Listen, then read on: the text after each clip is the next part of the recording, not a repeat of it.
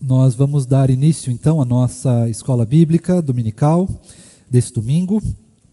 E hoje, queridos, nós vamos falar a respeito da pergunta de número 43 do Catecismo Maior, que é o que nós temos estudado, né? Nós temos feito a sequência das perguntas e nós ainda estamos trabalhando sobre o nosso mediador. Nós estamos ainda falando sobre Cristo como nosso mediador e estamos estudando exatamente como funciona todo o aspecto do ministério da mediação de Cristo, ou seja, do ministério que Cristo tem, ou da possibilidade, da oportunidade que Cristo nos dá de ser o nosso intermediador, de ser a nossa ponte, o nosso caminho que leva a gente então até a salvação, até a vida eterna.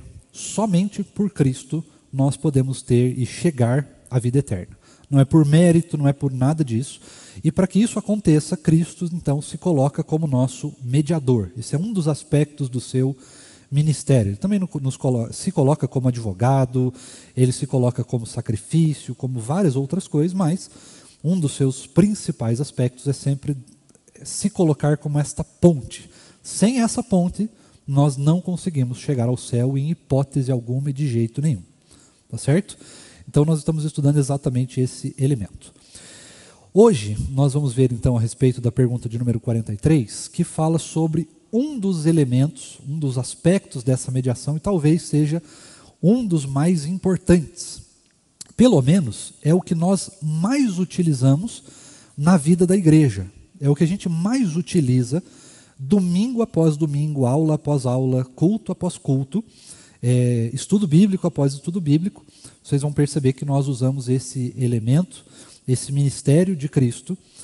Só que atrelado a esse ministério, ou seja, junto com ele, existem algumas questões que são um pouco mais delicadas, um pouco mais complicadas de nós entendermos. E hoje eu vou pedir muita atenção de vocês, porque esses aspectos delicados, eles precisam ser entendidos à luz da Escritura. E hoje em dia existe um debate muito grande a respeito deste ministério de Cristo e das derivações disso. E vocês vão entender exatamente o que eu quero falar, que eu já vou explicar. E essas derivações, elas geralmente, não sempre, mas geralmente causam ou advêm de algum tipo de heresia.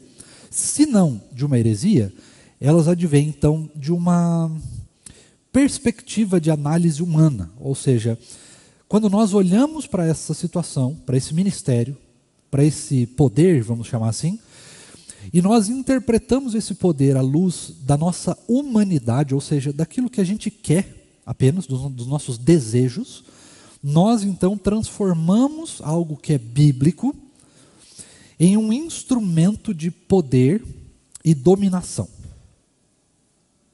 Por isso que é um ministério bastante sério, é um tema bastante sério, e nós vamos tentar tratá-lo da melhor maneira possível e da maneira mais bíblica que for possível. Pergunta de número 43 fala do primeiro ofício de Cristo, que é Cristo como profeta. Tá?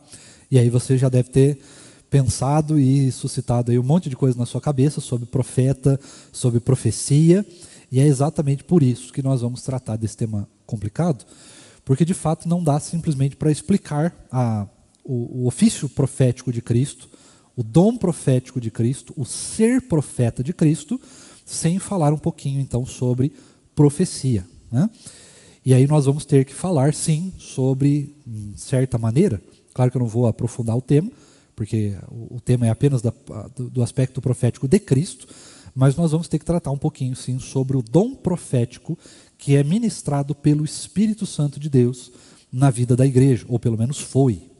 Aí veremos se foi, se é, aí chegaremos nessa conclusão, acredito eu. Mas vamos começar do começo? Nós vamos orar, depois vamos ler o texto que nos cabe, e aí então nós vamos dar início à aula. Eu vou dividir essa aula em algumas partes para ficar um pouco mais tranquilo da gente entender, e se você quiser fazer alguma pergunta, basta levantar a sua mão, a Sara vai até você, vai deixar o microfone na sua mão e aí você pode então fazer perguntas. Não tem problema se você eventualmente acabar me interrompendo um pouquinho, alguma coisa assim, pode ficar bem à vontade, nós estamos numa aula, Não estamos numa pregação, não é um momento soleníssimo, então você pode aí fazer sua participação. Nós estamos conversando e todas as participações são bem-vindas, tá bom? Vamos orar então? Pai bendito, nós nos reunimos aqui nessa manhã para prestar culto ao Senhor. E agora que nós já ministramos, já fomos ministrados pelo Senhor, já prestamos culto ao Senhor, nós também nos reunimos para estudar a Tua Palavra. E nessa manhã nós vamos estudar sobre esse aspecto tão importante do ministério do Senhor, do ministério de Jesus, o ministério profético. E nós clamamos, Deus, porque esse é um tema bastante sensível na vida da igreja. Muitas pessoas se utilizam do dom de profecia ou se utilizam da nossa dificuldade ou incapacidade de perceber algumas coisas relacionadas à sua vontade, talvez até com boas intenções, mas para se aproveitar disso como um instrumento de poder, um instrumento de dominação, como maneiras de enganar o povo de Deus. E por isso nós pedimos a Tua ajuda, o Teu auxílio, para que nós possamos entender o que é profecia, o que é um profeta, como isso funciona, mas apenas dentro da Tua Palavra, que é santa, perfeita, inerrante. É na Tua Palavra, Deus, que nós clamamos, que o Senhor nos ensine a entender todos esses elementos, para que nós não possamos cair em heresias, não possamos cair na palavra desses homens ou mulheres que usam, ou pelo menos tentam se utilizar de um pseudo ministério profético como instrumento de poder, de dominação ou de engano do Teu povo.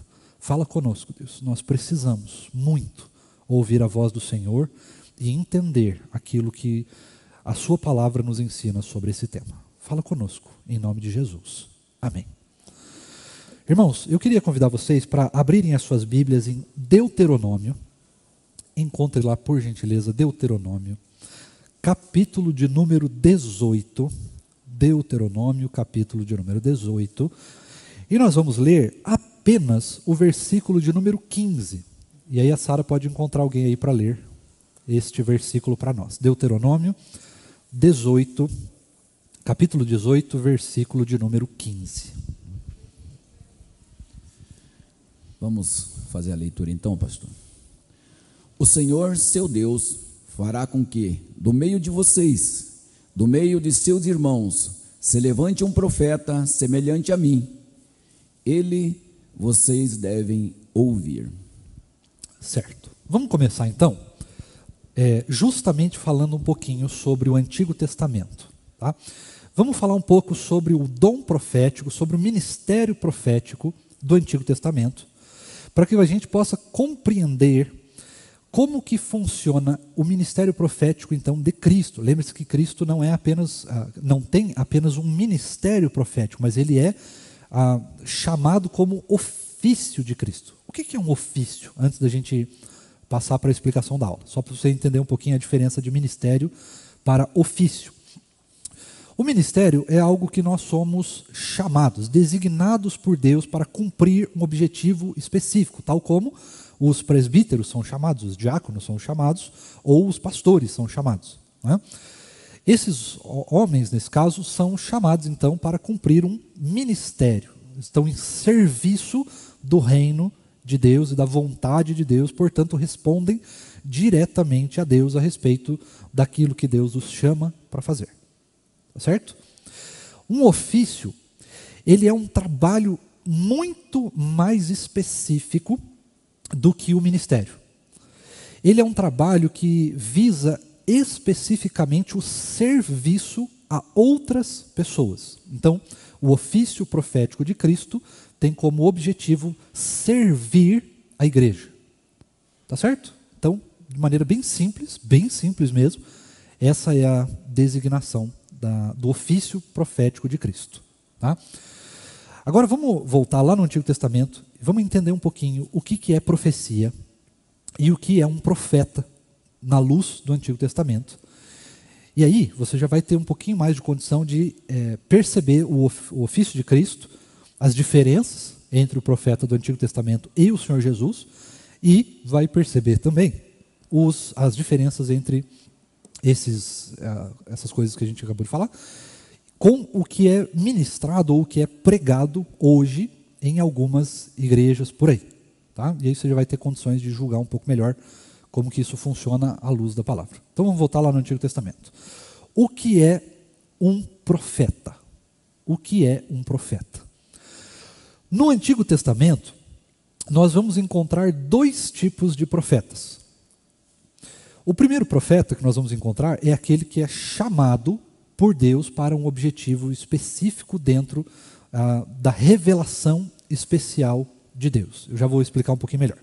O segundo são profetas de outras religiões. Não existe nenhum outro tipo de profeta no Antigo Testamento. Ou ele pertence a outras religiões, as religiões egípcias, babilônicas, sírias, medo-persas, alguma coisa do gênero, tá? Ou ele pertence exclusivamente ao povo de Deus. Perfeito até aqui? Tranquilo, né? Qual é a diferença entre os profetas de outras religiões e dos profetas de Deus, do nosso Deus, do Deus de Israel?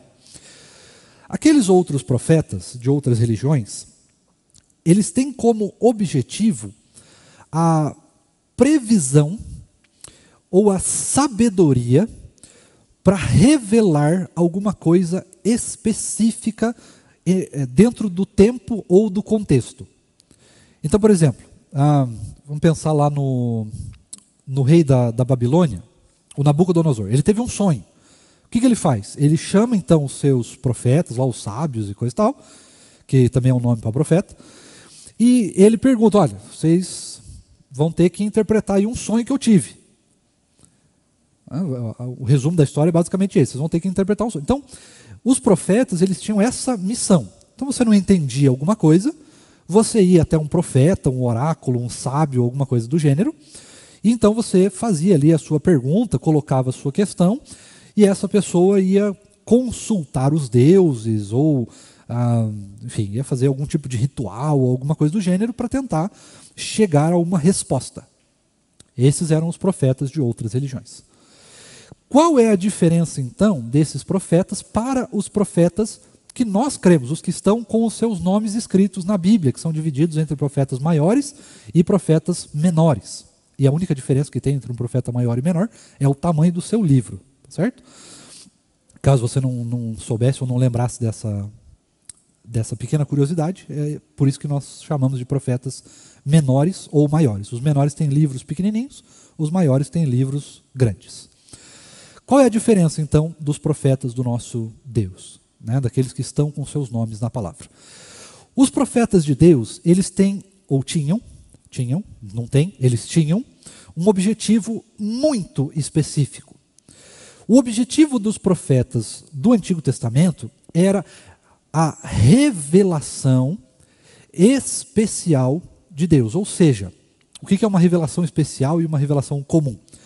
Uma revelação comum seria no dia a dia exatamente o que eu falei. A pessoa teve um sonho e aí esse sonho é interpretado por esse profeta, por esse sábio, né? Então, isso é uma revelação comum. O que é uma revelação especial? A revelação especial é aquela que revela puramente a palavra de Deus.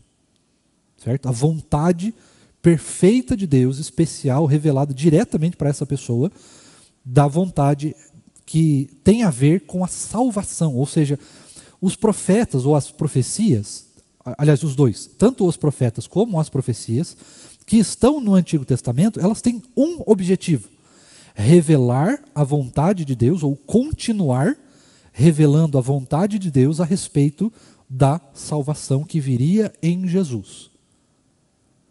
Então perceba que essas revelações, elas não têm a ver com questões do dia a dia. Não é uma revelação de um sonho, não é uma revelação ali apenas local, né, de alguma coisa que ia acontecer. Olha, Israel vai entrar em guerra.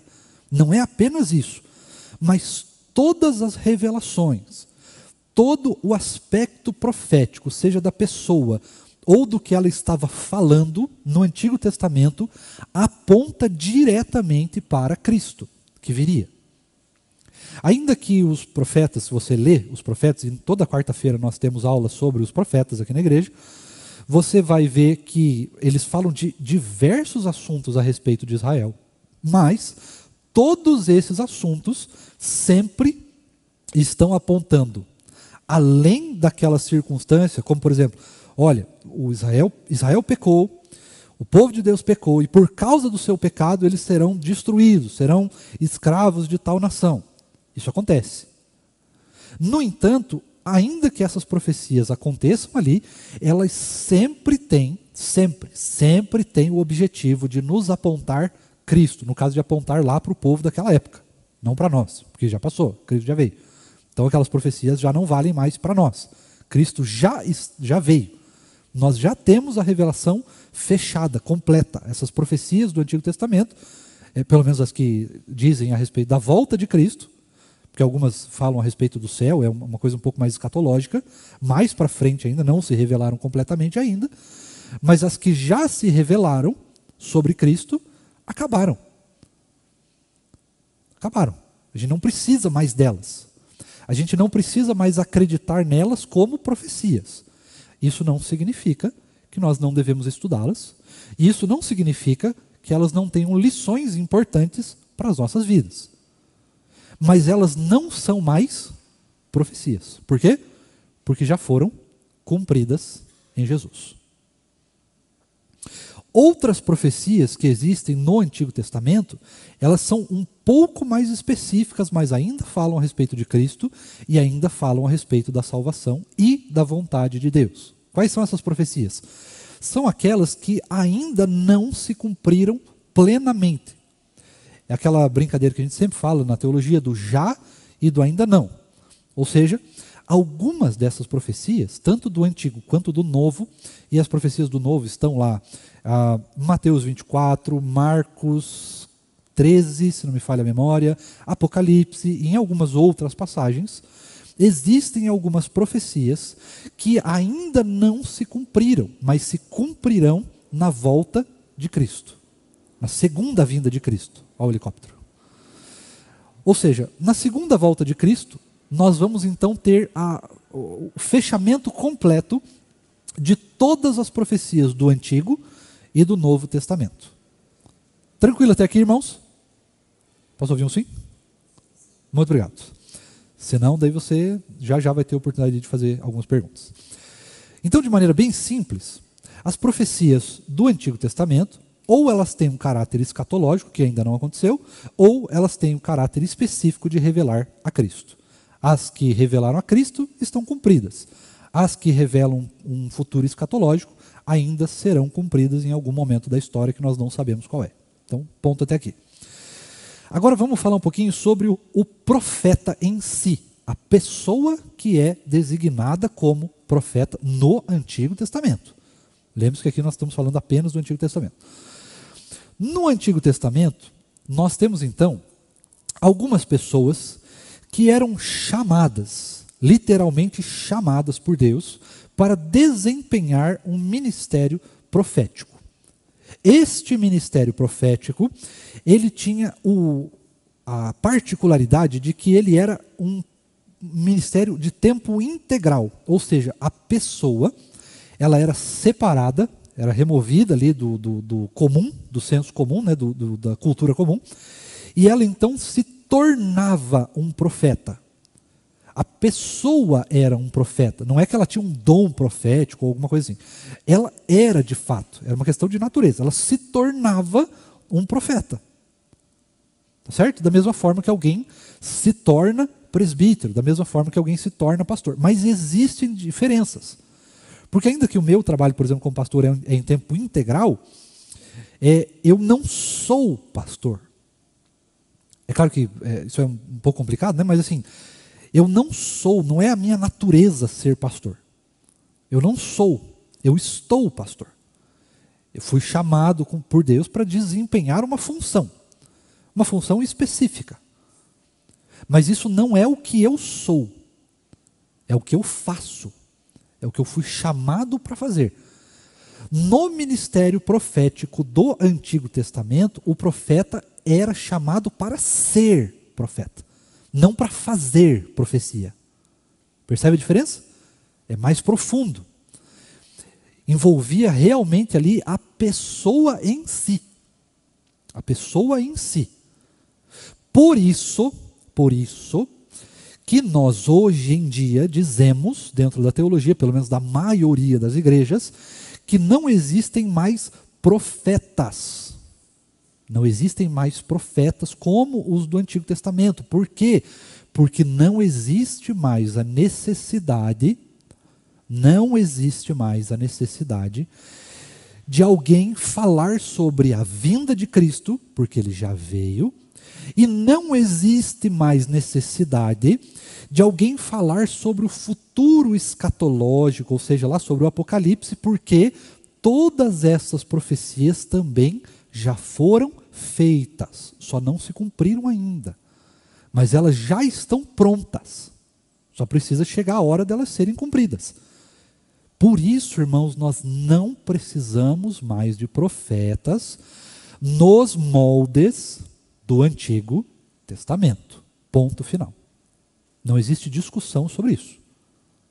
Certo? Nenhuma discussão sobre isso. Profetas iguais o do Antigo Testamento não tem mais necessidade alguma. Ponto. Agora, existe a necessidade ainda hoje de nós precisarmos de profecia? A resposta é sim, existe. A diferença que nós vamos perceber é que o conceito de profecia muda. Qual que era o conceito no Antigo Testamento? Revelar ou continuar revelando a vontade de Deus, a vinda do Messias e o fim das coisas, que é o que a gente chama de escatologia. Tem esses 3 objetivos. 2 desses objetivos já estão cumpridos. O primeiro, que é revelar a vontade de Deus, ele está cumprido, mas ele foi atualizado para o Novo Testamento. E agora nós vamos falar um pouquinho sobre essa atualização. Qual foi essa atualização? Como que funciona essa atualização? Eu posso chegar para alguém e falar, olha, igual algumas vezes você talvez já deve ter visto por aí, aquelas pessoas que chegam, eis que te digo, meu irmão, assim diz o Senhor. Eu posso chegar para uma pessoa e falar isso? Vamos ver. Você vai julgar, eu não vou dizer nada para ninguém. Você vai perceber. Como que este ministério, ou este dom profético foi atualizado? Em primeiro lugar, ele foi atualizado de modo que todos e todas, as pessoas que creem em Jesus e proclamam o Evangelho, pregam o Evangelho, ensinam o Evangelho, estão sendo profetas. Porque agora, aquilo que nós chamamos de profecia não é mais para revelar o futuro, mas é para apresentar o presente, ou o passado. Ou o presente e o passado ao mesmo tempo. E o futuro também, se você for proclamar a respeito do salário do pecado, por exemplo. Então, por exemplo, neste exato momento que eu estou ensinando a palavra, neste exato momento eu estou sendo um profeta. Quando acabar a aula, eu deixo de ser. Não preciso mais exercer este trabalho profético, de proclamar ou de ensinar a palavra. Bem simples. Certo? Bem simples. Não tem necessidade da gente ser mais o tempo todo profeta. Lembra que eu falei? Não precisa mais de uma pessoa designada, chamada por Deus para se tornar um profeta do povo. Não precisa mais. No entanto, nós ainda precisamos que a palavra seja proclamada para os nossos corações e para o coração daqueles que ainda não conhecem o Senhor Jesus. Esses 2 aspectos são verdadeiros. Para nós, a palavra tem um potencial, tem um objetivo. Para os que não creem em Jesus, tem outro objetivo. Mas nós precisamos igualmente que a palavra continue sendo ensinada ou proclamada. Tranquilo até aqui, irmãos? Ficou fácil? Tá. Vamos continuar. Sendo assim, vamos tentar entender um pouquinho agora a respeito, então, de Cristo mesmo, do aspecto profético de Cristo, para você entender as mudanças que aconteceram. Cristo, então, ele é três coisas. Ele tem três ofícios, mas ele é, ao mesmo tempo, três coisas. Nós chamamos essa parte na teologia, a gente chama de três ofícios de Cristo. Alguns vão dizer que tem 5, mas no geral nós temos 3 ofícios de Cristo. Esses ofícios são profeta, então Jesus é um profeta. Ao mesmo tempo, Jesus é um sacerdote. Ao mesmo tempo, Jesus é um rei. Esses 3 aspectos são encontrados na pessoa de Cristo. No Antigo Testamento, você vai encontrar pessoas que tinham 2 desses aspectos. Então, uma pessoa era rei e profeta, ela era rei e sacerdote, ela era profeta e sacerdote, ela, enfim, acho que acabaram as opções. Essas 3 coisas juntas, somente o Senhor Jesus pode ser. Somente o Senhor Jesus pode ser os 3 juntos. E ele ainda eleva esse patamar, porque ele não é apenas um sacerdote, né? Ele é o último. Ele é o perfeito sacerdote. Ele não é apenas um rei, ele é o rei dos reis. Ele não é apenas um profeta, ele é o profeta e ele é a mensagem profética ao mesmo tempo. Ou seja, Cristo é e se autoproclama a mensagem. Por isso que você vai lembrar lá no Antigo Testamento e no Novo, e principalmente algumas palavras de Jesus, quando ele diz, eu sou. Eu sou. Né? Então você já tem aí uma pequena parte da introdução da coisa. Agora, vamos entender um pouquinho a respeito do quão profundo é o ministério profético de Cristo.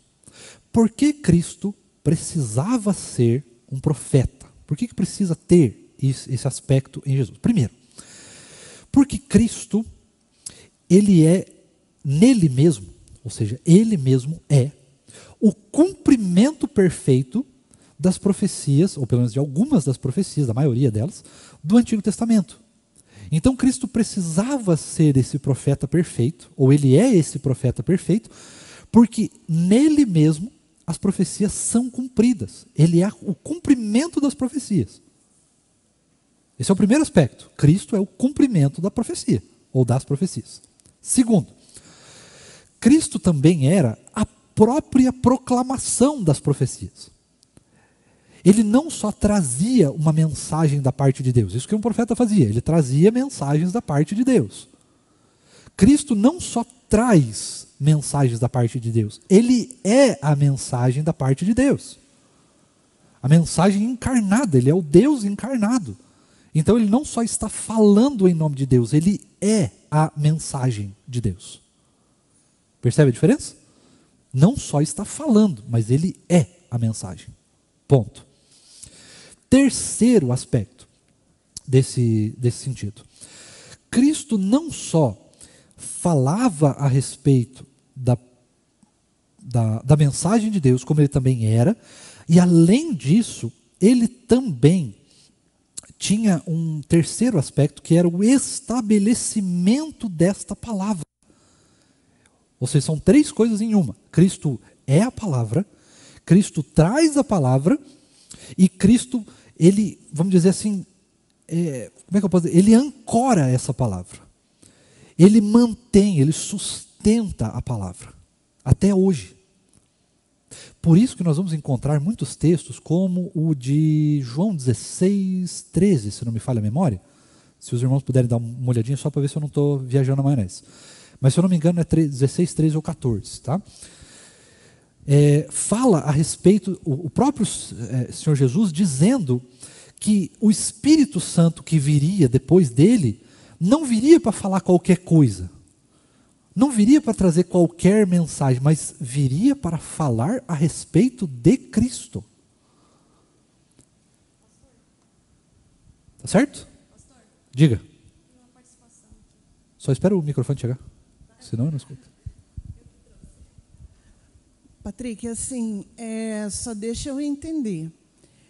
Você disse que Cristo é o profeta. Isso. E é o único profeta e ponto final, isso? Isso.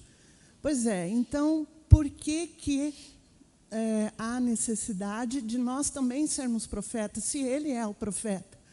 Nós somos mensageiros, nós não somos profetas. Senão nós estamos tirando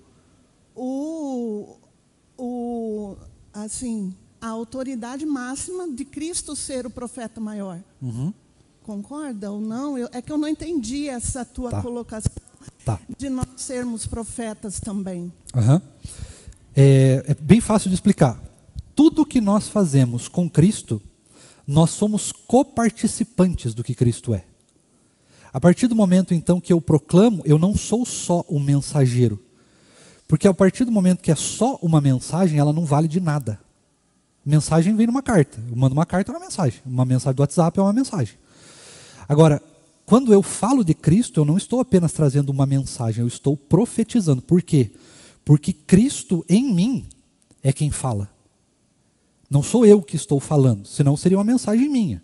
Como eu falo em nome de Cristo, por causa do seu poder em mim, nós nos tornamos, ou cada um de nós, né, quando nós estamos proclamando o Evangelho, nós estamos então sendo profetas por causa de Cristo, ou juntamente com Cristo. E por isso que nós não somos, mas nós profetizamos por causa da palavra e por causa de quem Cristo é. Não apenas aquelas mensagens profetadas e coisa e tal, né, que tem por aí. Mas nós proclamamos Cristo, e porque Cristo é profeta, naquele momento, aquela mensagem, que a gente pode chamar de mensagem, se torna também uma profecia. Então, se eu chego para uma pessoa e falo, se você não mudar, se você não se arrepender dos seus pecados, o salário do pecado é a morte, isso não é apenas uma mensagem comum e qualquer. Não é só um texto bíblico sendo apresentado. Mas isso se torna, por causa de Cristo, uma profecia na vida daquela pessoa. Sacou? Melhorou o entendimento ou só piorou? Mas é uma questão de coparticipação daquilo que Cristo é e daquilo que Cristo faz. Não apenas uma proclamação qualquer. Porque senão a gente tira também o poder da Bíblia. Que dela vira só uma mensagenzinha, só um texto qualquer. Mas a palavra é uma profecia. Toda ela é uma profecia que proclama Cristo. Para nós ela é uma questão de ensino, de repreensão, mas para aqueles que não creem é a questão da salvação. Então é a aplicação da salvação, ou seja, a aplicação da própria profecia de Cristo e da própria pessoa de Cristo. Certo? Vamos continuar. Se não houverem mais perguntas. Quando a gente coloca essas questões, nós vamos então chegar ao ponto de partida pro Antigo Testamento, do Antigo Testamento para o Novo. Ou seja, o que é profecia agora? Exatamente o que eu acabei de dizer. Quando nós então proclamamos a palavra, nós estamos profetizando. Certo? Quando nós proclamamos a palavra, nós estamos profetizando. Neste caso e neste aspecto, nós não precisamos mais de profetas, daquele profeta chamado para isso. Porque agora nós temos Cristo.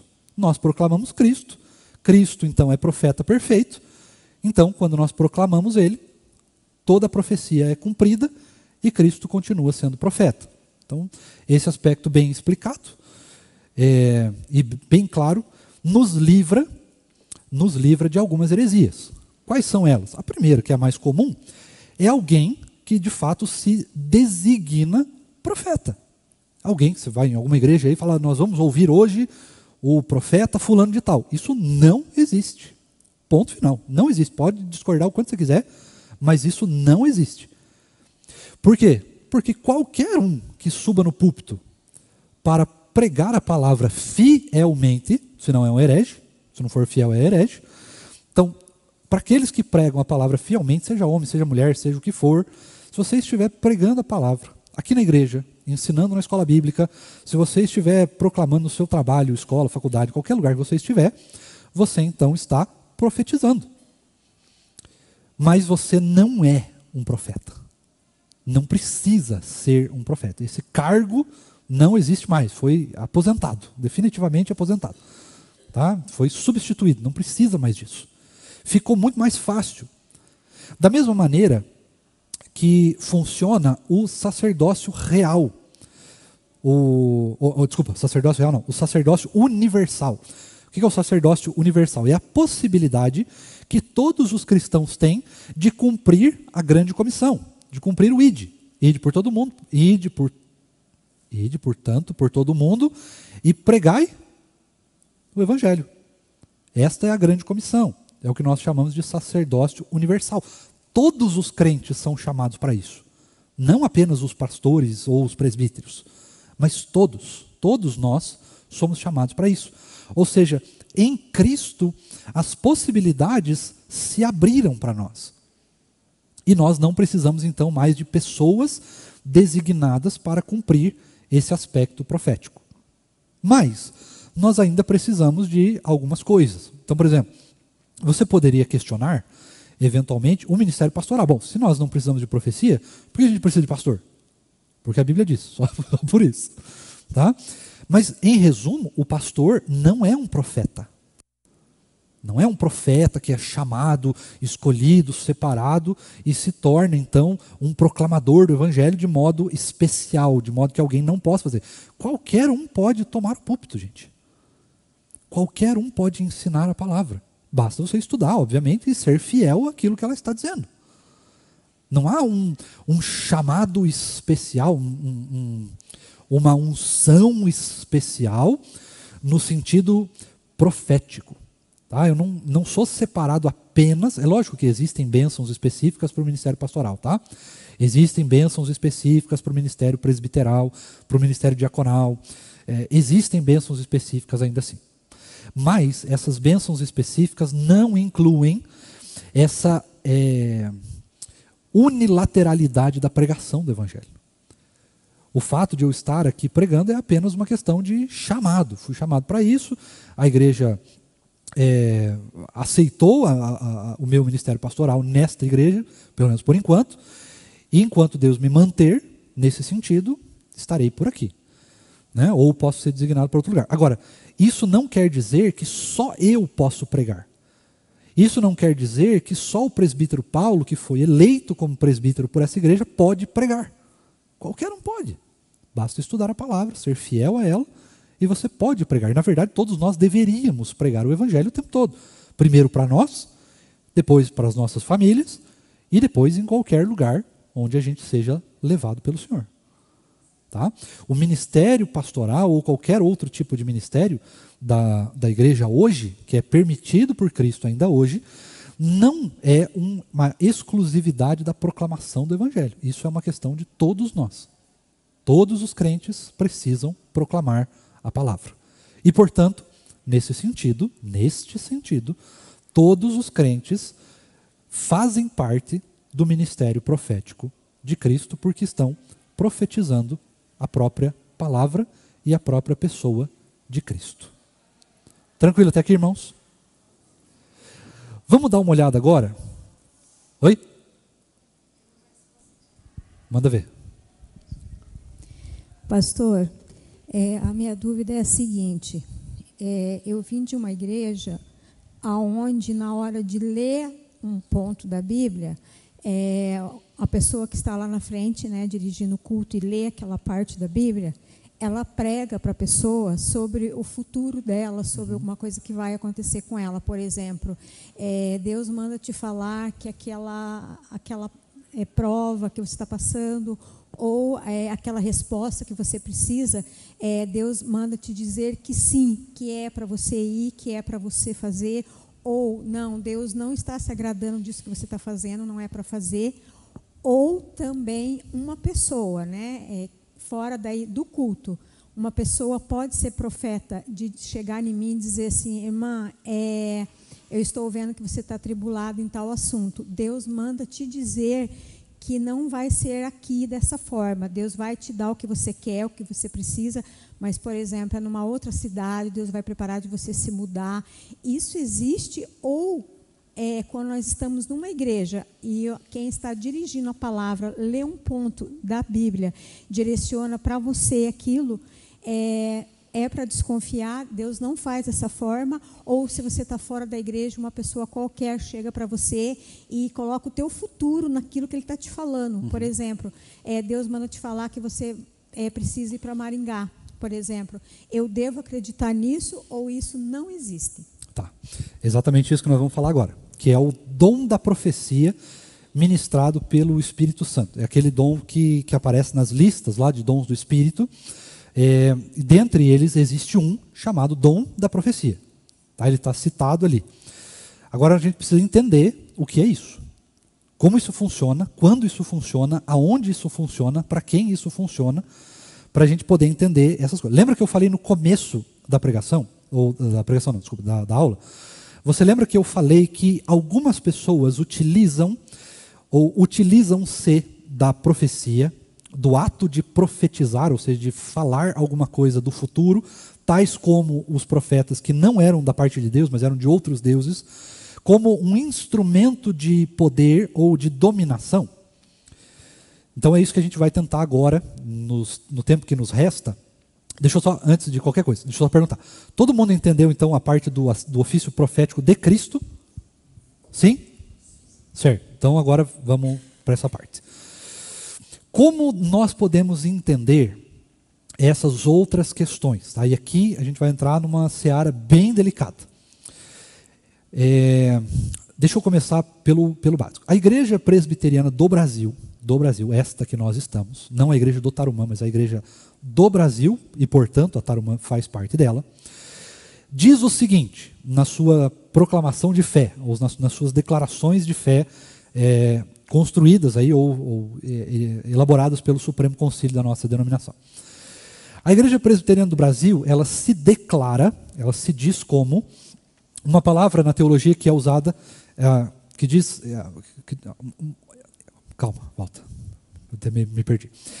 Ela se diz como cessacionista, não é sensacionalista, é cessacionista. O que é uma igreja, ou essa declaração de fé, significa? Significa que, em resumo e em geral, nós acreditamos que os dons do Espírito Santo de Deus, ou seja, dom de línguas, dom de profecia, dom de cura, dom de outros dons, eu não vou lembrar a lista toda, mas os dons do Espírito, principalmente esses espirituais, que não são práticos, são espirituais, esses dons, eles são utilizados, ou eles foram utilizados apenas para o crescimento da igreja pelos apóstolos de Cristo, pelos 12, no caso pelos 13, porque Paulo faz parte. Depois que os apóstolos se foram, então esses dons do Espírito cessaram, pararam de existir. Não é mais necessário que eles existam. Por quê? Porque eles eram necessários para a expansão da igreja. Como a igreja está expandida pelo mundo, nós não precisamos mais desses dons. Em resumo, é isso que a Igreja Presbiteriana do Brasil proclama. Tá certo? Vamos bem devagar, a gente está indo bem devagar. Não tem problema se a gente não terminar hoje, fica tranquilo. É bom que hoje tem almoço, dá para ir um pouquinho mais. Então, preste bem atenção nessa parte agora, que essa parte é bem importante. O fato de, preste atenção no que eu vou te dizer agora. O fato da Igreja Presbiteriana do Brasil dizer que, nas suas declarações de fé, o dom profético do Espírito cessou, significa, preste bem atenção, significa que o Espírito, não eu, não você, mas o Espírito não pode mais usar o seu próprio dom? A resposta é clara que não. Porque o dom não é nosso, ele é do Espírito. Se, e apenas se, o Espírito quiser usar o seu dom, ele vai usar do jeito que ele quiser, com a pessoa que ele quiser, quando ele quiser, aonde ele quiser e da forma que ele quiser. Porque o dom é dele. Não cabe a mim, nem a uma denominação, dizer quando o Espírito vai usar o seu próprio dom.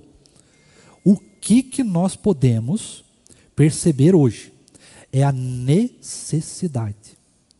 Tá? Necessidade. Como assim necessidade? Veja bem, escute com atenção. Hoje, com todos os recursos que nós temos, vou pegar o exemplo que a irmã utilizou de Maringá, por exemplo. Faz sentido, veja, preste muita atenção, é uma questão de lógica. Faz sentido, com todos os recursos que nós temos, internet, telefone, tecnologia, globalização, facilidade de deslocamento, toda a parte econômica, onde você quer, você vai, tem um banco, tem cidade, você pode alugar casa, você pode comprar casa, você pode viver de Airbnb, você pode viver de aplicativo, de um monte de possibilidades. Faz sentido o próprio Deus ter que chamar alguém para chegar para você e fazer uma orientação de que você precisa trocar de cidade? Será que nós não temos as ferramentas necessárias, a lógica necessária, o conhecimento necessário, ou as formas de adquirir conhecimento necessário, para percebermos por nós mesmos quando é hora de mudar de uma cidade? Fala, querido.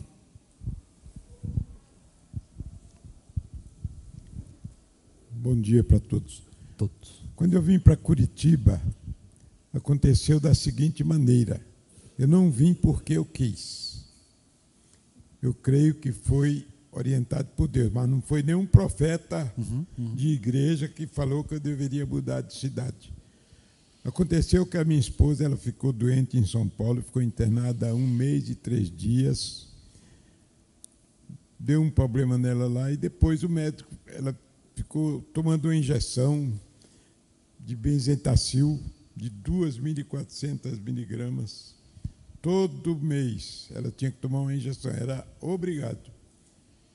E daí o médico falou para nós que talvez, se ela mudasse de cidade, ela poderia melhorar. Saísse de São Paulo para outra cidade. E importante que nesse mesmo ano que o médico falou, eu nem levei muito em conta isso, né?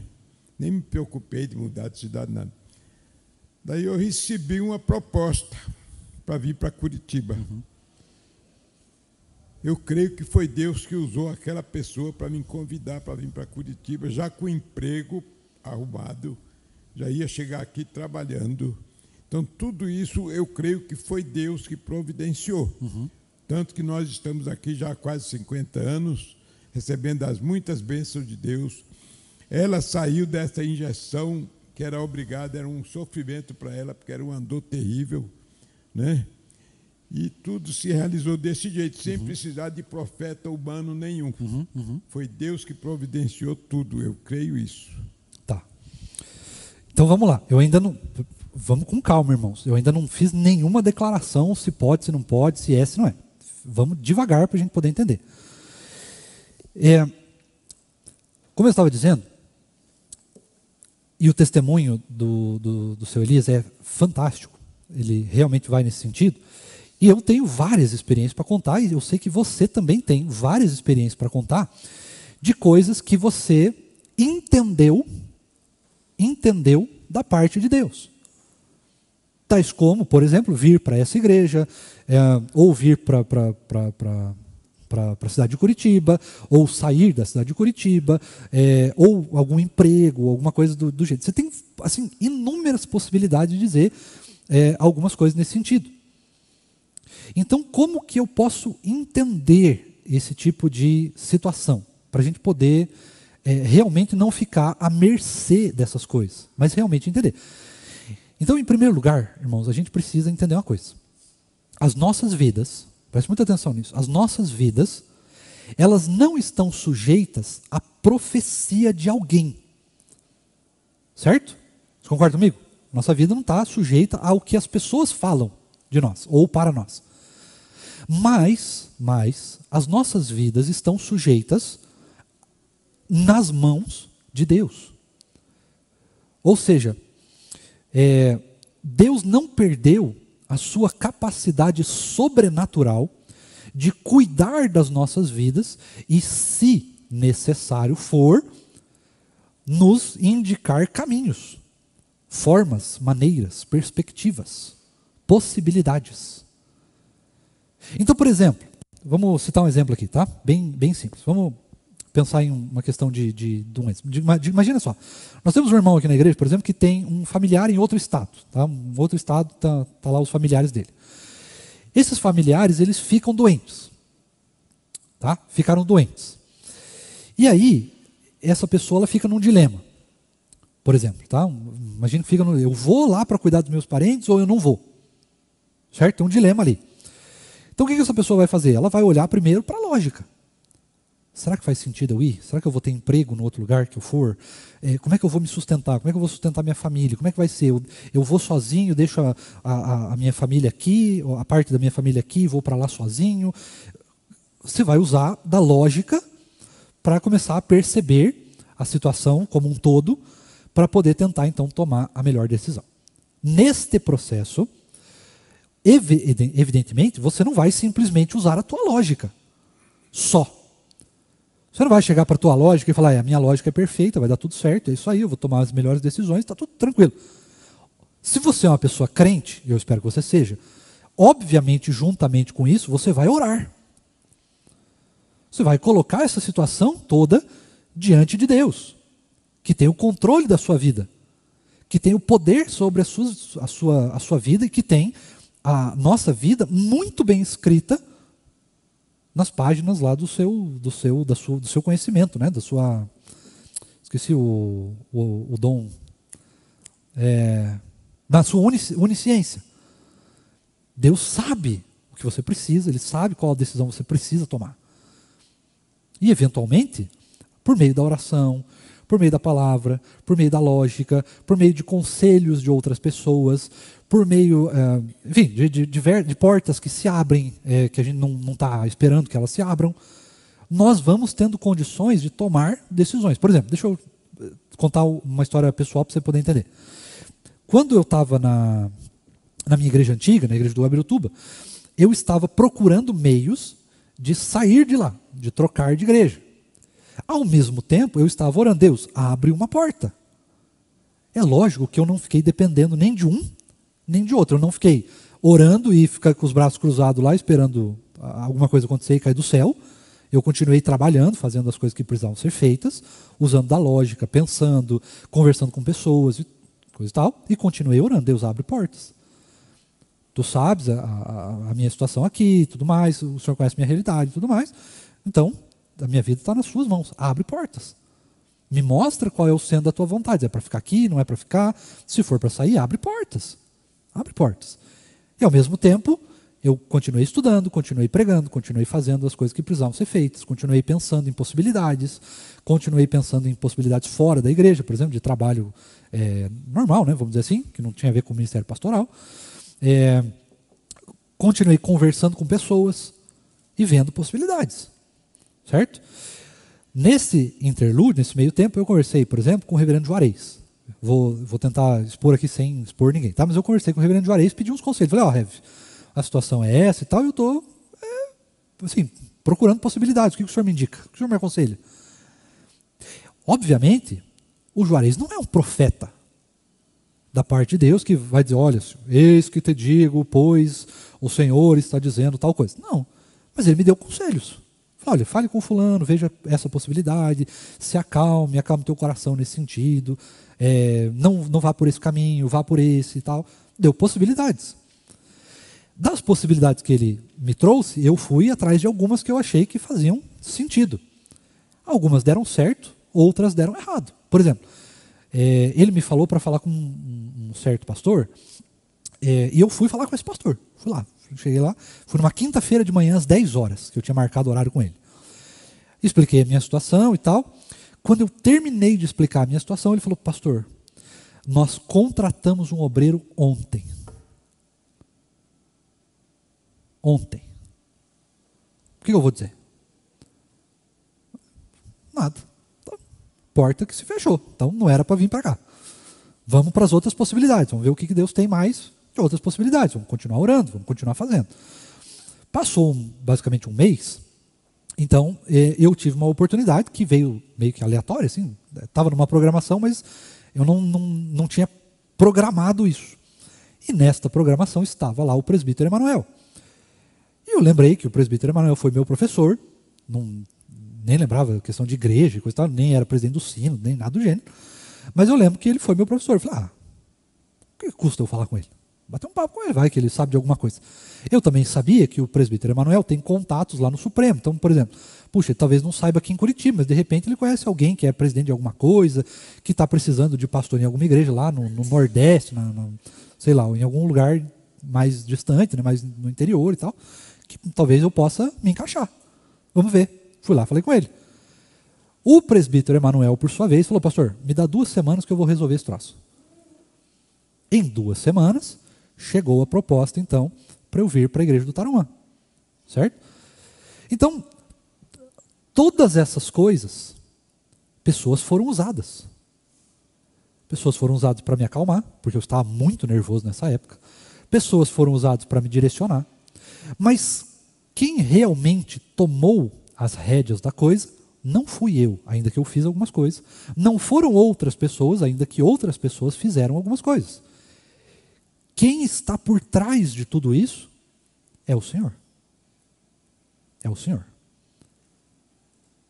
Nós vamos, irmãos, viver, se nós cremos em Jesus, preste atenção nisso, se nós cremos em Jesus, nós cremos em algo sobrenatural. Nós não cremos apenas numa lógica, e nós cremos que Deus é onisciente. Se Deus é onisciente, se Ele sabe de todas as coisas, nós também cremos que Ele direciona as nossas vidas. Ele tem este poder. E muitas vezes, quem dera fosse sempre, mas muitas vezes, nós vamos nos utilizar do poder de Deus para tomar as melhores decisões. E você vai concordar comigo que nem sempre as decisões que você tomou por conta própria foram as melhores. Nem sempre. Algumas sim, principalmente aquelas que foram direcionadas por Deus.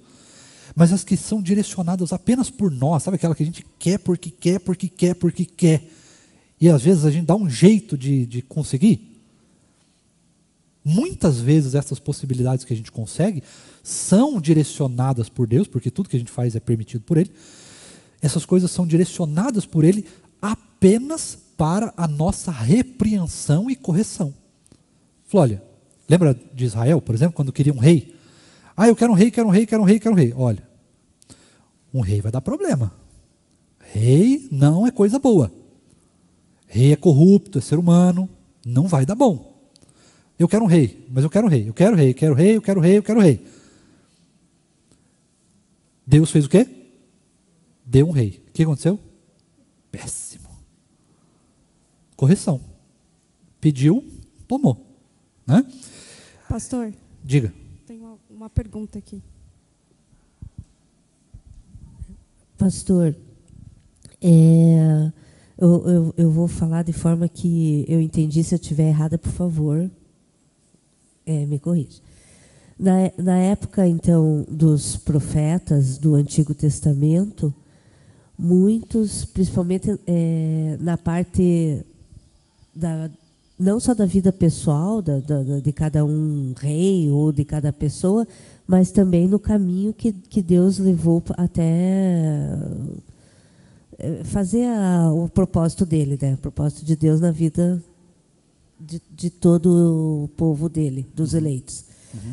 Então, por exemplo, na época de Davi, tinha o profeta Natã, que orava, fazia a sua parte, era um profeta, e ia lá exortar Davi, para que fosse feito as coisas que tinham que ser feitas. Uhum. Assim foi da época do profeta Daniel também, que fez as profecias lá, porque tinha que se desenvolver todos aqueles impérios que iriam ser desenvolvidos normalmente, dentro da história. Aí também tem a parte do profeta que reconstruiu o templo lá, como é que é? O profeta Neemias. Jeremias. Neemias. Isso. Neemias, não Jeremias, Neemias. Isso, e assim foi indo. Todos com oração.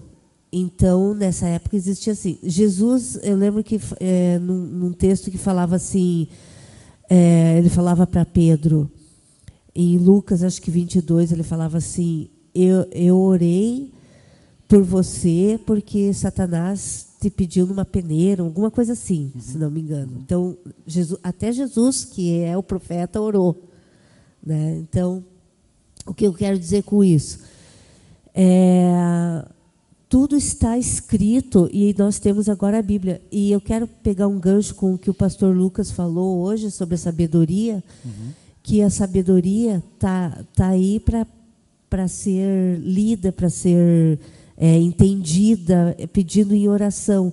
Seria esse o caminho da profecia, o conhecimento através da Bíblia, da oração, daí a gente quer saber o que vamos fazer da vida, então a gente vai orar e ao ler a Bíblia a gente vai se deparar com aquela situação como resposta para os nossos anseios e pedidos, e seria isso mais ou menos? Em geral, sim.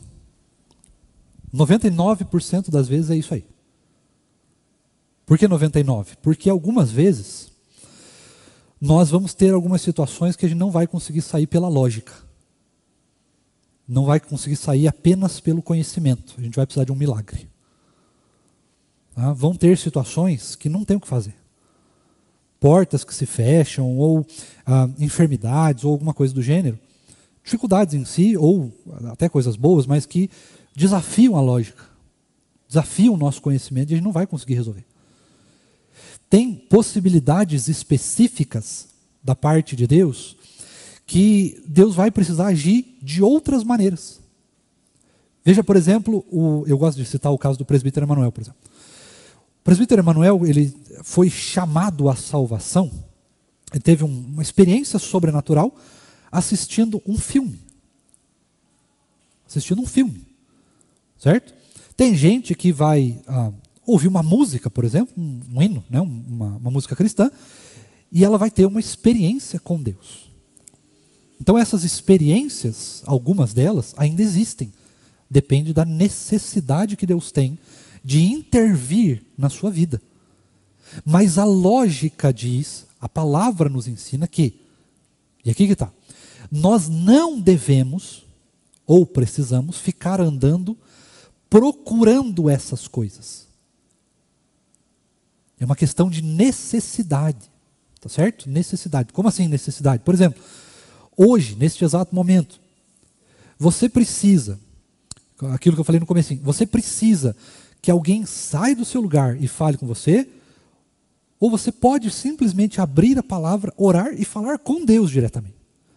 Entende? Você não precisa mais de um intermediário, porque o teu intermediário, e é isso que nós estamos vendo, é Cristo.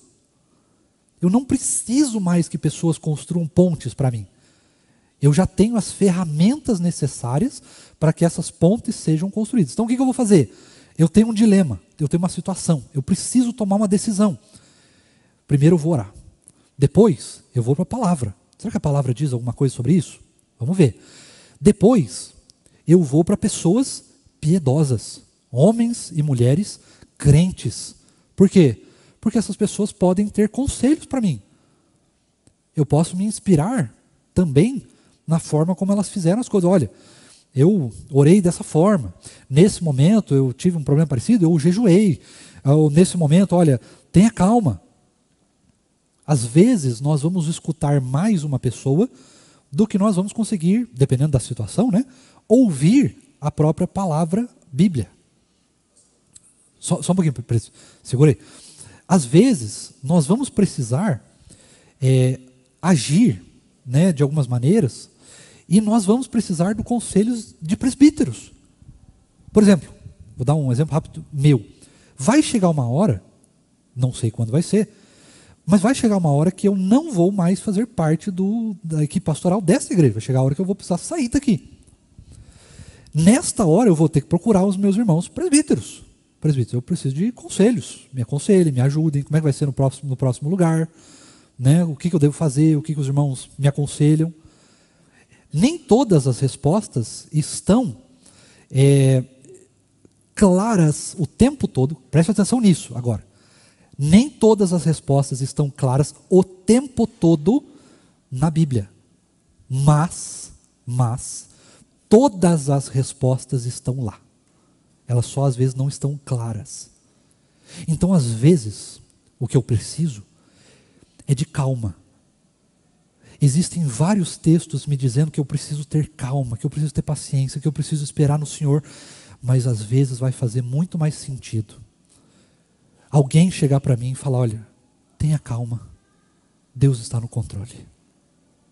Esta pessoa está profetizando a palavra. Não uma coisa que vai acontecer aleatória. Olha, Deus vai te dar um carro. Eu não preciso disso. Pode acontecer? Olha, irmãos, tudo pode acontecer se Deus quiser. Mas nós não precisamos disso. A gente não precisa ficar vivendo na esperança, na expectativa de que coisas vão acontecer o tempo todo. Podem acontecer. Mas vai depender da necessidade. E todas, sem exceção, tudo, sem exceção, precisa partir da palavra e terminar na palavra. Deus nunca, jamais, em hipótese alguma, vai contra a sua palavra. Isso é o mais claro de todos. Então, se você ouvir, já vou dar a palavra para você, príncipe. Se você ouvir alguma coisa, vai para a palavra. Ah, olha, Deus está dizendo que é para você sair dessa cidade. Opa, quem é você? Quem é você para me dizer isso? Como é que eu sei que Deus está falando através de você? Me dá as provas. Qual que é a prova que eu tenho para confiar em você? Você ouviu a voz de Deus? Então eu quero ouvir também. Como é que funciona esse negócio aí? Você precisa ir atrás de provas. Você precisa provar. Porque a palavra se prova por si mesma. Tudo que está profetizado no Antigo Testamento já aconteceu ou ainda vai acontecer. Mas nós sabemos que a maioria das profecias aconteceram. Então, em quem eu posso confiar mais? Em uma pessoa que eu meio que não sei? Que eu não posso ter ciência perfeita do que ela está dizendo? Ou eu vou confiar na palavra? Então, quando você ouvir, vai para a palavra. E aí perceba, se você está ouvindo, alguma coisa que é contrária à palavra. É contrária à palavra. Tá? Príncipe, diga lá. Só destacar, né, pastor, que além de ouvirmos, né, sobre a sabedoria hoje pela manhã, e se realmente estudarmos a palavra, nós vamos poder entender tudo isso que nós estamos ouvindo hoje, né, da forma como está sendo colocada. Mas é importante, através de algumas situações, saber que nós temos que estudar, temos que dobrar o nosso joelho, buscar em outras pessoas esse compartilhamento da situação, digamos. Isso. Mas o importante é entender o tempo de Deus em toda essa situação. Isso. Né? Então, muitas vezes começa a demorar e a pessoa não tem paciência. Mas Deus está no controle, como o senhor acabou de falar.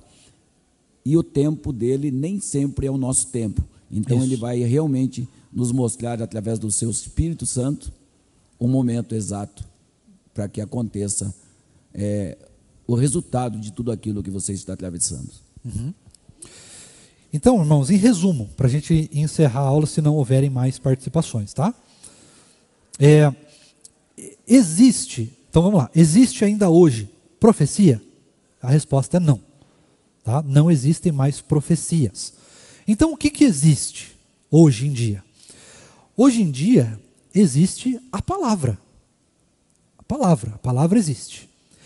E acima da palavra, pastor, tem alguma coisa acima da palavra? Tem. O que é acima da palavra? A ação de Deus nas nossas vidas. Só que essa ação de Deus, ela não está acima da palavra para descumprir a palavra, mas sim para cumprir a palavra. Para cumprir. Agora, existem situações, irmãos, que nós vamos precisar tomar decisões. E nós vamos usar todos os meios. Eu tenho uma filosofia. O texto de Mateus 7, tem um texto de Mateus 7, vai dizer o seguinte: batei e abrir-se-vos-á, procurai e achareis, sabe? Lembra desse texto? Então eu sou favorável da seguinte filosofia: eu bato em todas as portas. Quem que vai abrir as portas? Deus. Mas quem que vai bater? Deus não bate em porta nenhuma. Eu bato na porta. As portas que Deus abrir, se você perceber que não tem nada de pecado, que não tem nada de antiético, de algo errado, que não está fora da palavra, entra. Tá? Mas existem experiências, irmãos, que de fato são inexplicáveis. Nós servimos um Deus sobrenatural. E ainda que eu creia, sim, que os dons do Espírito, que essas coisas, assim, profecia, de alguém chegar para você e falar alguma coisa, olha, eu tive uma visão, eu tive um sonho, que essas coisas precisam ser julgadas com muito cuidado, com muita sabedoria. Eu também sei que em algum momento na palavra, Deus revelou sim algumas coisas por sonhos. E se Ele quiser, Ele pode fazer.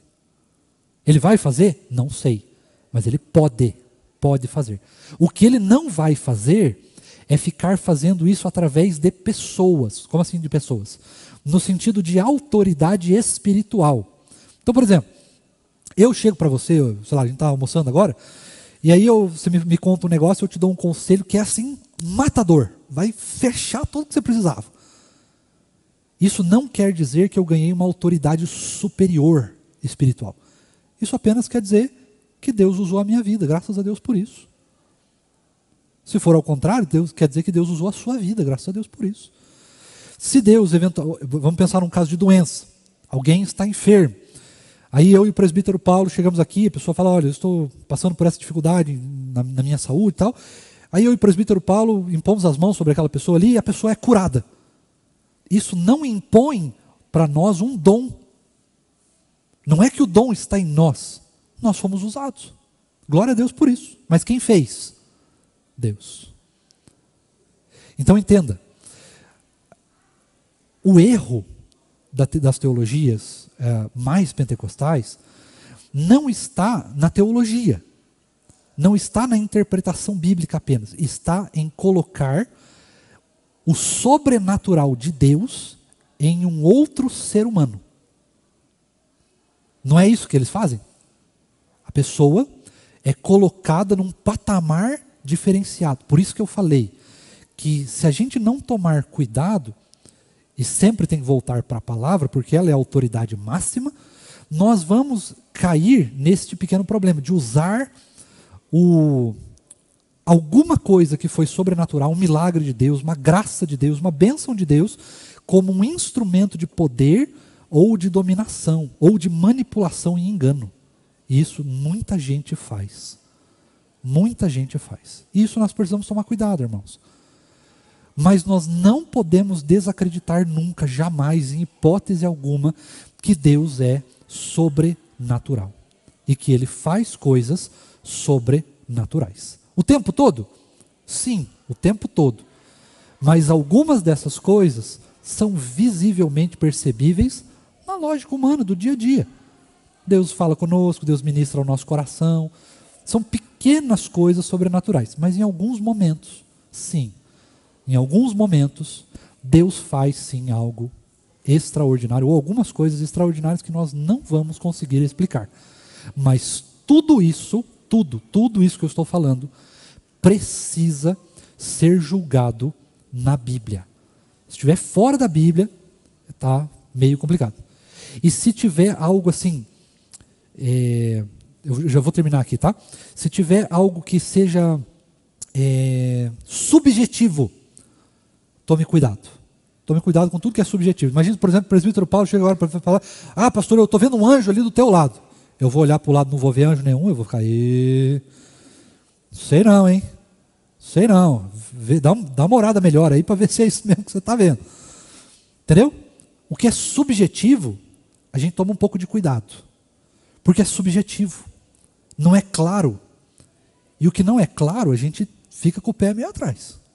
Para não correr risco de ir pelo caminho de uma palavra de alguém que estava só ali emocionado, que estava, sei lá, muito feliz, muito empolgado e eventualmente teve uma impressão errada, teve uma percepção errada, teve um sentimento errado.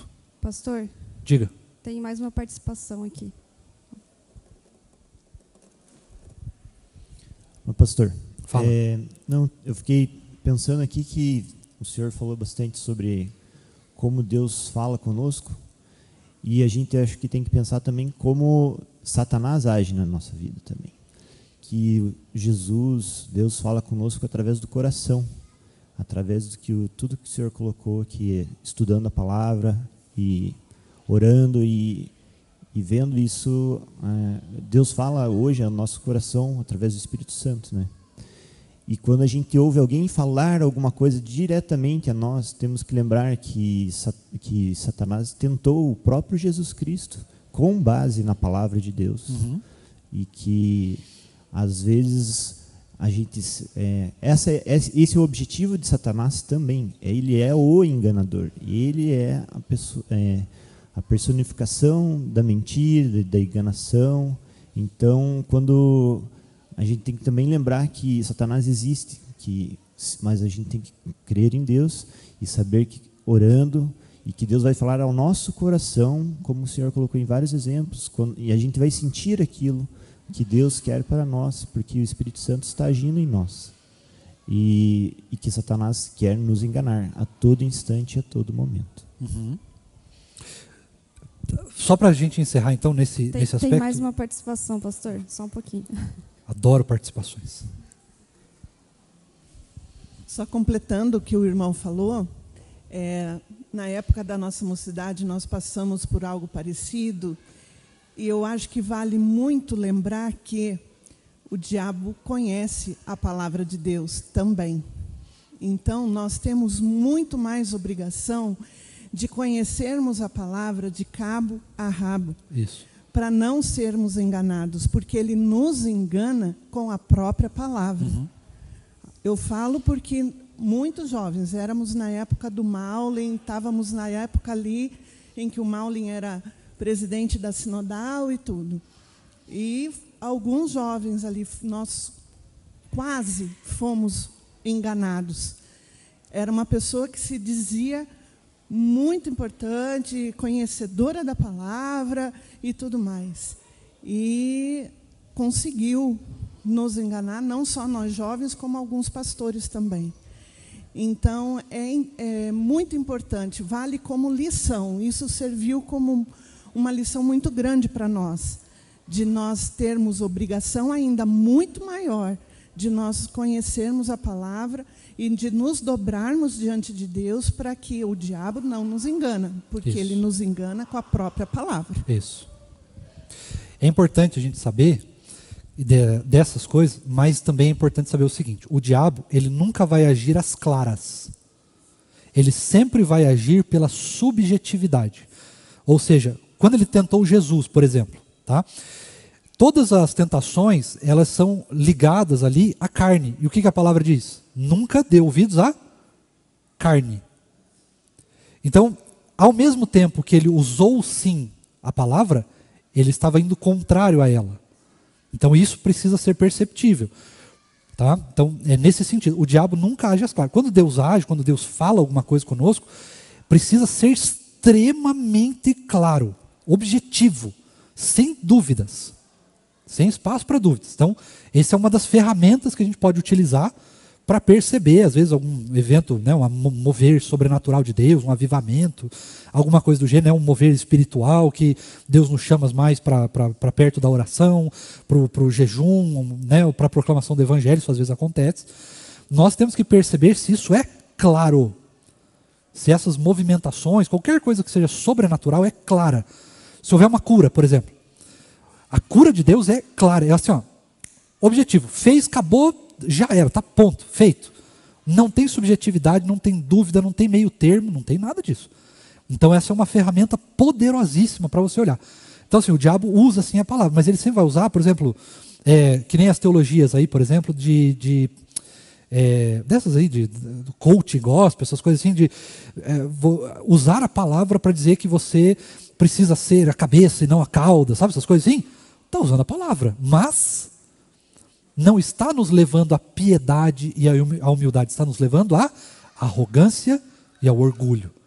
Então precisa ter essa subjetividade. Perceba se algum movimento, sempre que houver um movimento espiritual, você sempre vai olhar, esse movimento é objetivo, ele é claro, ele é direto, ele tem começo, meio, fim e propósito, ou ele é meio subjetivo, assim, meio deixa dúvidas, deixa a desejar. Se for algo meio duvidoso, fuja. E para terminar, existe um versículo em Romanos que fala assim, o Paulo falando a respeito da comida que era sacrificada a outros ídolos e tal, ele fala assim, olha, se você tiver certeza, vai lá e come. Se você não tiver certeza, não come. Se você ficar em dúvida, não faz nada. Porque a dúvida é a pior coisa que existe. Então, se alguma coisa acontecer, que seja aparentemente da parte de Deus, e por algum instante você falar, será? Foge. Foge. Porque quando Deus falar com você, meu irmão, você pode ter certeza, você sabe que eu estou certo nisso, porque você já teve experiências nisso. Todo mundo aqui já teve. Quando Deus fala conosco, e Deus falou conosco ao chamar-nos para a salvação, é claríssimo, objetivo, sem nenhuma dúvida, e pela sua graça é irresistível. Certo? Todo mundo entendeu? Vamos orar? Bondoso, maravilhoso e eterno Deus, nós tivemos uma aula, Deus, que fala sobre um assunto que é bastante sensível, bastante difícil, e é um assunto que nos causa certo constrangimento, porque muitas coisas são feitas para o nosso engano. Muitas coisas são feitas por homens, por mulheres, por seres humanos perversos, que são utilizados pelo diabo ou pelo pecado, para nos fazer cair, para nos fazer enganar, para nos desviar da Tua palavra, para nos desviar do conhecimento pleno do Senhor, para nos desviar de um relacionamento profundo, intenso e intencional com o Senhor. Eu gostaria de pedir ao Senhor, Deus, que, em nome de Jesus, o Senhor livre cada um de nós dessas pessoas perversas e da ação do diabo, e que o Senhor livre a igreja do Tarumã das ações perversas de homens e mulheres e também do diabo. Que o Senhor nos proteja, que o Senhor nos livre, mas que o Senhor não tire de nós o sobrenatural do Senhor. A crença de que o Senhor é poderoso, que o Senhor faz coisas sim, extraordinárias, mas que o Senhor faz isso para o nosso bem, para a nossa edificação, para a nossa salvação, para nos trazer mais perto do Senhor e jamais para o nosso engano, jamais para a nossa glória pessoal, jamais para conquistar coisas humanas. Por favor, nos ensina a perceber essas coisas, nos ensina a ver essas coisas, nos ensina a perscrutar os frutos daquilo que o Senhor faz nas nossas vidas. E se eles são de fato os frutos da piedade, da humildade, se são frutos do Espírito, se são frutos do Senhor Jesus, do caráter do Senhor em nós. Ou se eles estão nos levando a um caráter mais humano, mais perverso, mais pecaminoso. Nos ajuda a perceber essas coisas. E por favor, nos livra de homens, teologias perversas. Nos livra do pecado, nos livra da manipulação, nos livra do poder humano, nos livra do poder de Satanás e nos leva cada vez mais perto do Senhor e da sua palavra. É o que nós te pedimos em nome do Senhor Jesus. Amém. Irmãos queridos, desculpa pela aula longa, mas esse é um tema realmente que precisa ficar muito claro.